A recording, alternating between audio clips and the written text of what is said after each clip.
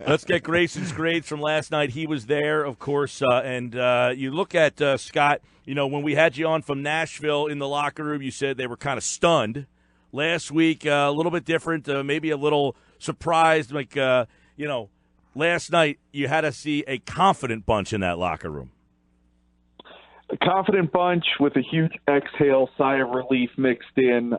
They knew they had to have that one. I mean, the idea of what we'd be facing today had they not won that game would just be unbearable, I think, for them to live with, let alone all the people around this town. So I think, what you're looking at is a group of guys that were relieved, sigh of relief, the way they won the game, the way they dominated, all the things that they thought they should and could do all happened, and now they have the extra break before they have to come back to work and face the Panthers. So definitely a huge sigh of relief in that locker room. Ton of smiles to go around, too, everywhere you looked.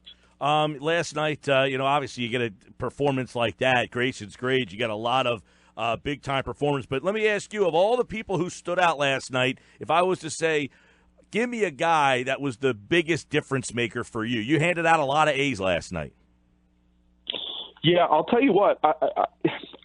I would just say the defensive line in general, because they were all back in that backfield. And the Giants just looked so awful on offense. And Eli Manning in particular just looked confused, befuddled, scared, throwing in any adjectives you want there. And I think it's because of the way they were able to get back to him. Now, if they don't get that turnover and start with a 7-0 lead and play with that lead, if they can just continue to add points to, that's what this team did so well a year ago. They made so many teams one-dimensional because they built up a lead, and the other teams had to try to keep hanging. And you look at that defensive line, and I think just the way that they just manhandled that poor Giants offensive line really set the tone, and I think that's why the Eagles were able to continue doing what they did. I want to ask you, you gave Wendell Smallwood a D, but you gave Corey Clement an A.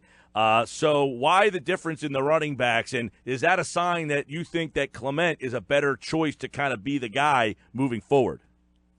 Look, I like what Smallwood has done for this team while they've needed him to do it. What really knocked me and really frustrated me, and the reason I gave him a D partly, was because the fumble, carrying the ball with one hand late in the game when really all the Giants could do to try to even get anything going would be to force a turnover, was to have a fumble go. And that's what, Smallwood was carrying the ball, like you said, with one arm, and you can't do that. You cannot have those kind of mistakes.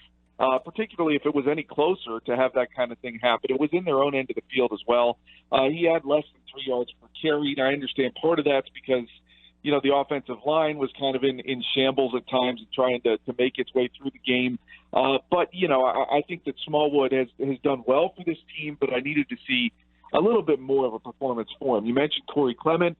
I just think they've needed that big change of pace. You see the difference that he brings, that speed that it seems the defense was not ready for because of what they were trying to keep up with Smallwood. Then you bring in Clement, and he just looked like he was shot out of a rocket. And I think that's what this team is desperately needing and hasn't had with Sproles and Clement out of the lineup the last couple of weeks. That I think that, that backfield benefits from that and having those two kind of guys there. I thought maybe I was a bit harsh with the D on Smallwood, but that fumble late in the game really kind of irked me.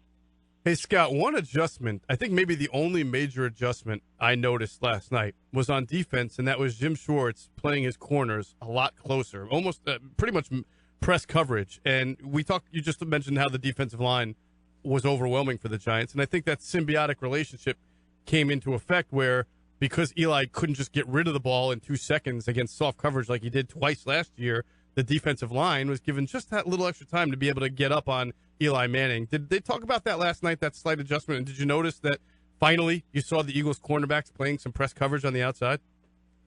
Yeah, I agree with you. They were doing that. They were closer to the line. The guys in the locker room, particularly regarding to the pressure they were able to get, were talking about how Eli was holding the ball and they made him hold the ball. And I think it's because of the coverage. I don't think he was expecting that. I think he expected to see the 7 to 10 yard cushion we've seen Mills and these corners give to opponents, and it wasn't there. And I think that's part of the reason why Eli held the ball. It looks at what they were able to do, and I think it was definitely a big difference. Being able to force him to have that confused Eli Manning look that we all love seeing.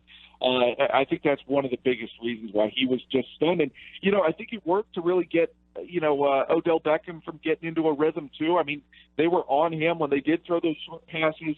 Darby made some nice tackles to come up to the line and get him down right away. So I think that all that contributed. Now the question will be whether they go back to continuing some of that press coverage or whether they'll play more off next week against the Panthers. But I like it better this way. I think these defensive backs are better suited to play that way. And honestly, I think the defensive line fed off of it, just like you said. Force Eli Manning to hold the ball. If the quarterback has to hold it just 1 or 2 seconds longer, that's the difference between getting a sack and having the ball get out quick. Yeah, Scott, and staying with the secondary and then playing up a little bit and the defensive line playing well, I want you to elaborate a little bit more on Jaylen Mills specifically. You gave him a D grade overall. He's been the target of all the negativity, of all the criticism so far this season. Last night, not a great game, but, talk a little bit about the D grade you gave Mills and what you thought of his performance. Mosher, it looks like Mosher disagrees with you, by the way. Yeah, I was a little bit harsh on him. I will agree on that. However, I'm just growing increasingly frustrated on the fact that, look, some people may not have noticed it, but he's the reason that Barkley got that huge run early in the game. He pinched in too far down and overcommitted on the receiver he was guarding and didn't recover and wasn't able to recover in enough time because of that over-aggressiveness that gave Barkley the corner for, I think it was a 48-yard gain or something like that. And then, Mills is like Jekyll and Hyde to me, right? When they get inside the red zone, he's awesome. He's great. But between the 20s, he's really given up some huge plays. And sometimes he's expecting safety help. It's not there. So I know that's not all totally on him, and it's not as, things are never as bad as they look, and they're never as great as they seem either. In Mills' case, he's definitely playing well once the opponent gets in the red zone. Was great last night. But the big plays that he's continuing to be involved in giving up are really just starting to grow in frustration for me. And maybe he should have been a little higher than a D. I could definitely be argued off of that. But the big run early and he gave up another big pass play later in the game as well. Those kind of things he's really got to clamp down on and stop giving up. All right, a couple others here with Scott Grayson, who was, of course, there last night. Check out all of Grayson's grades at 97.3 ESPN.com. And, in a game that they really dominated, I want to get your thoughts on Doug Peterson, the head coach, because you've been critical of the game plans the last couple of weeks. What you think? Did you think it was a good game plan? Because I thought they execute. That's the difference. When you execute, everything looks really good. But did you because a lot of people say, we want you to run the ball more, and Jeff was talking about they didn't really balance it out until late in the game. They kind of took the lead by throwing the ball down the field, or not down the field as much, but all over the place on the team. So what do you think of Peterson's game plan last night? I liked it more, and you're right. When things are executed better, the game plan looks better. They didn't have the drops, which continue to bother this team. They didn't have the bad penalties that will kill a drive that they've had in the past. Those kind of things all got shored up. They needed to. They've been talking about how they just need to dot the I's, cross the T's. All that was better. I like the idea of taking that play that they took from the Patriots. It certainly was a nice play to get the touchdown to Alshon Jeffrey. I like the design of it. There were some other plays they ran, too, that I thought involved some really good misdirection to help get Corey Clement out in space. So I thought I saw a little bit more of an evolution, a little bit more of creativity that perhaps we hadn't seen. Like I said, the last few weeks I felt like Peterson was playing not to lose as opposed to playing to win. And last night I felt like they played more to win and take it to the Giants as opposed to wait for the game to come to them. And certainly that helps when you're starting your first possession inside the red zone of your opponent. And that certainly took a lot of pressure off this team. But I liked what I saw from Peterson's play calling. I thought Wentz executed it a lot better. Look, the touchdown to Alshon Jeffrey doesn't happen if Wentz is, as I've been talking about the last couple of weeks, his mental clock has been just a bit off on when to get out of that pocket. Last night it was spot on. He got out of there at the right time, extended the play, made a great throw across his body, and that gave the Eagles that first touchdown on a third down play, no less.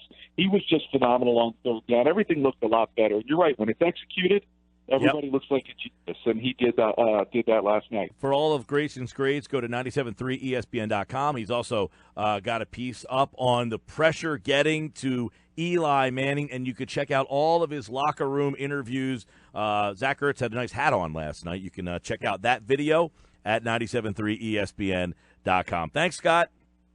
All right, thanks a lot, guys.